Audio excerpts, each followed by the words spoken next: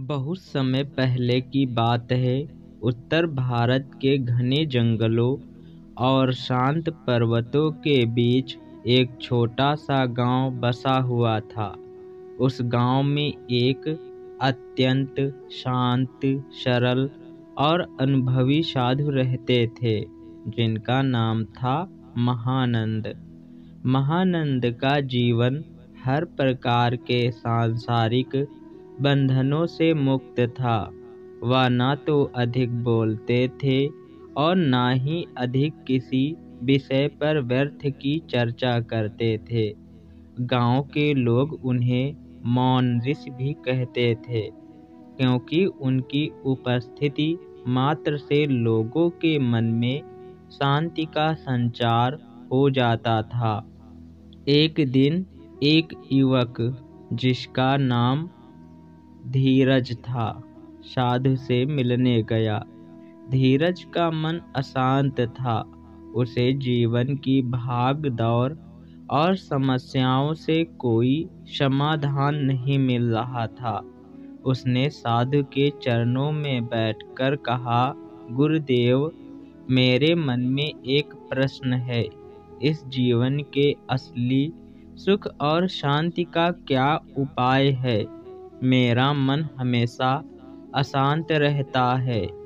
महानंद ने शांत स्वर में उत्तर दिया, वत्स, असली सुख और शांति महामौन में है।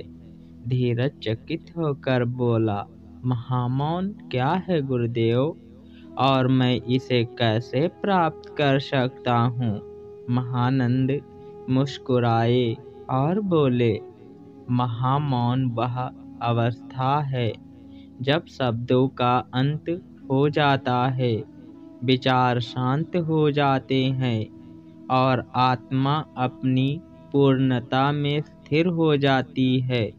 इसे प्राप्त करना सरल नहीं है, लेकिन जो साधना करेगा वही इसे जान पाएगा। महानंद ने धीरज को महामौन प्राप्त करने के लिए मार्गदर्शन दिया। तुम मेरे साथ जंगल में चलो, वहाँ मैं तुम्हें वह साधना सिखाऊंगा जो तुम्हें महामौन तक ले जाएगी।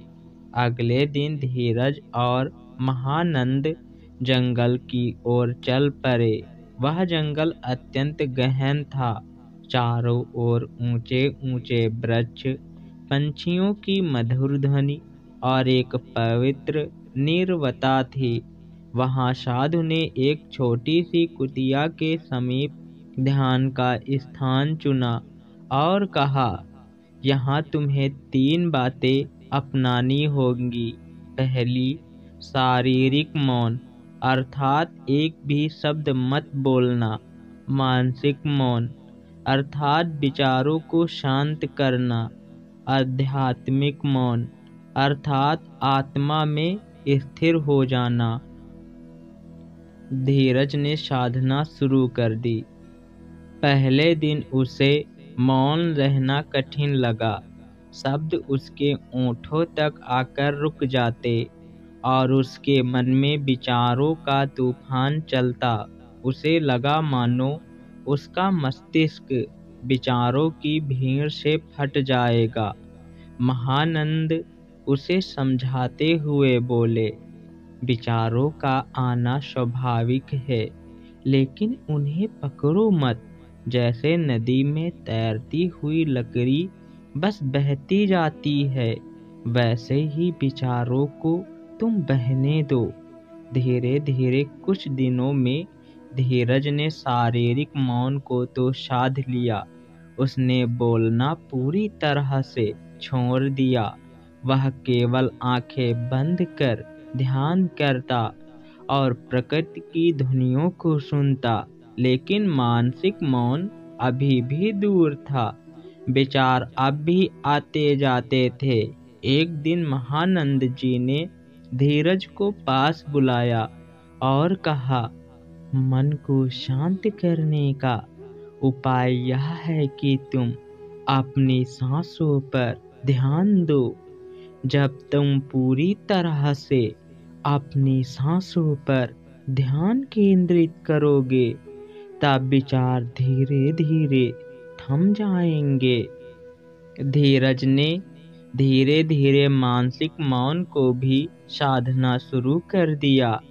उसकी आंखें बंद रहती और वह अपनी सांसों को गहराई से महसूस करता। वह प्रकृति की ध्वनियों को एकाकार करता गया। उसे लगने लगा कि वह स्वयं का हिस्सा प्रकृति में विलीन कर रहा है। एक रात जब पूर्णिमा का चांद अपनी छटा बिखेर रहा था, धीरज ध्यान में बैठा था। अचानक उसे अनुभव हुआ कि उसके भीतर का शोर थम चुका है। वहाँ केवल शून्यता थी, पूर्ण मौन, पूर्ण शांति। उसका मन और आत्मा एक हो चुके थे। उसने महामौन की झलक पा ली थी। अगले दिन जब महानंद ने धीरज से पूछा, बस आज तुम्हें कैसा अनुभव हुआ? धीरज ने आंखें बंद कर धीरे से कहा, गुरुदेव, शब्दों में इसे व्यक्त करना असंभव है।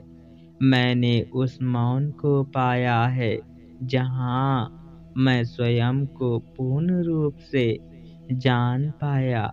मैं सृष्टि का हिस्सा महसूस कर रहा हूँ। महानंद जी मुस्कुराए और बोले, बस यही महामौन है।